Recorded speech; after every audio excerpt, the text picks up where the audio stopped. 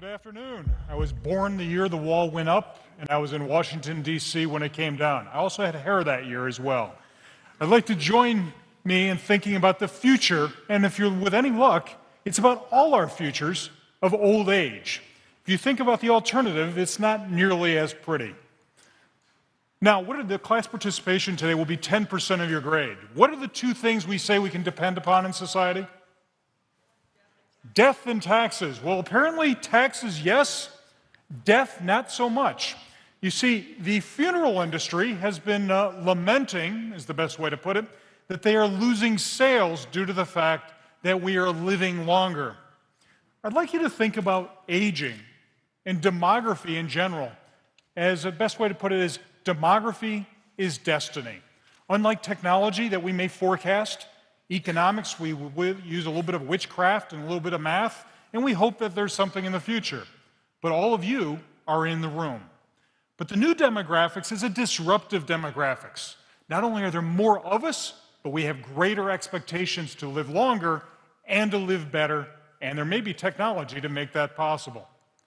I want you to think of this following article. It was in The Lancet a number of years ago. It suggested that half the children born in the so-called rich world, much of Asia, Europe, North America, will live to age 100. Think about that for a moment. But in fact, we'd like to forecast for the future, but we're not in the future. But there's some other studies that have come out recently that suggest that for those of us that are around 50 years old, we'll use that as an average age in the room here, have a 14% chance of making it to age 100. So let's see what your chances are. Did you choose your parents wisely? Are you eating well? And did you exercise and live in a non-stress environment? I want each of you to look behind your chair right now and to see whether you picked up the 14% lucky card. Is there a 100 Garland behind your chair? If you do not have the Garland,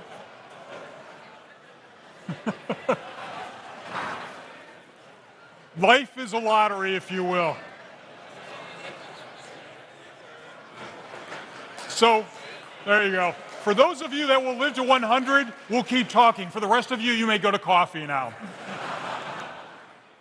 We're living longer, and that's certainly making society much older. But there's something else that's going on. We're not just graying, we're choosing not to have children.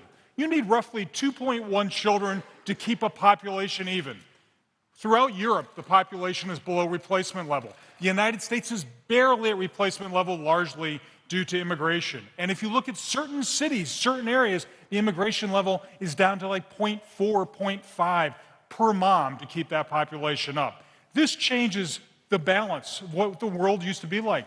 The demographics of tomorrow have never been experienced before across humanity or anywhere in the world. And in fact, you know that it seems like we cannot pay people to have children even if we want to. Singapore, South Korea, other countries, including Germany, have incentives to have children. Once we stop, or once we have teenagers, we decide not to have children. But if you start thinking about what the demographics look like around the world, by 2047, we will have a cross point where there'll be more people over age 60 than there will be children, more than children under age 15. So around the world, this is not just about the developed world. In fact, in the developing economies, what we have to be concerned about is will they get rich before they get old? So let's talk about a few countries. Let's pick, say, Germany. I love coming to Germany, one of the best innovative places in the world. They're getting older. They may be losing population, but let's not make that into a problem. It's an idea for innovation. Let's make an anti-aging beer. But think about what's happening here. This is not just changing how we live in society, but it is also changing the future of work, the future of play, where we live. This is the only picture you'll remember all day. Japan is roughly 127 million people. By mid-century, it may go down to about 80 to 85 million. And already today, they are selling more diapers for adults than they are for children. And you can run to China, but don't run for too long. The entire population of the United States in 2050 is supposed to be 400 million. The population of the over 60 set in China will be 437 million or thereabouts. In fact, did you ever think that you would live to see the following? There is a workforce shortage in China. And by mid-century, they will be an entire nation in midlife crisis. Finally, let's another piece of class participation. All of you born between 1946 and 64. Please raise your hand. You are the people our parents warned us about. And what I mean by that is, the thing about it in the United States, one baby boomer, as we like to all be called, is turning 68 once every 7 to 8 seconds. It's not about the numbers, ladies and gentlemen. This is a new generation of high expectations. Do you believe any of you will age as politely as your parents did?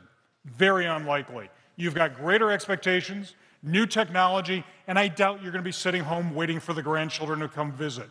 This is a new political push as much as a demographic reality.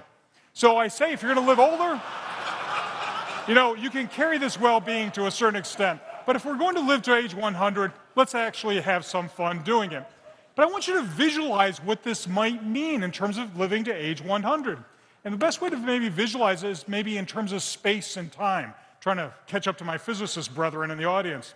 Does anyone know what life expectancy was, say, in Germany in about 1900? Well, I'll tell you, it was roughly 46.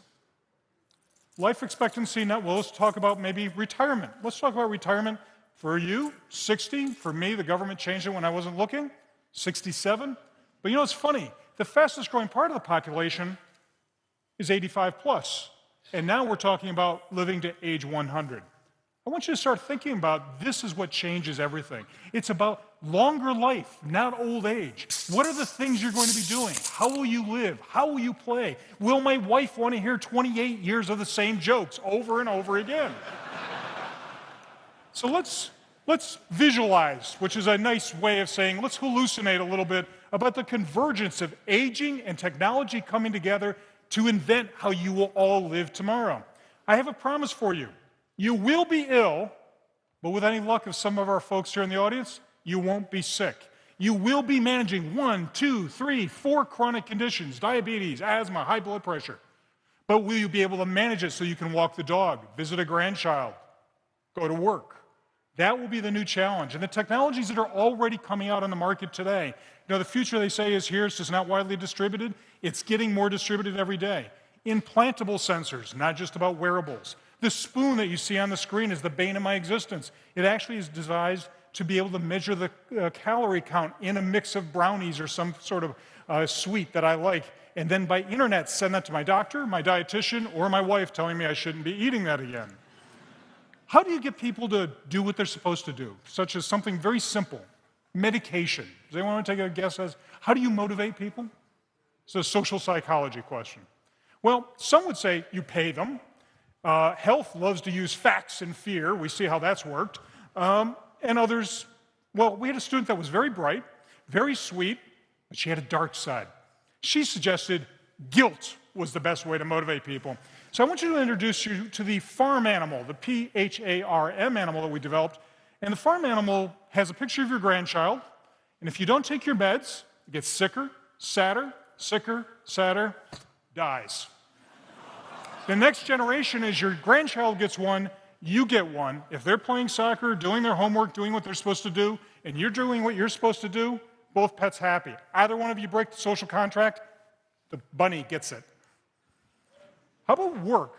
It's one of the things we think about retiring. We have this vision of retiring means pulling back and getting, being more relaxed.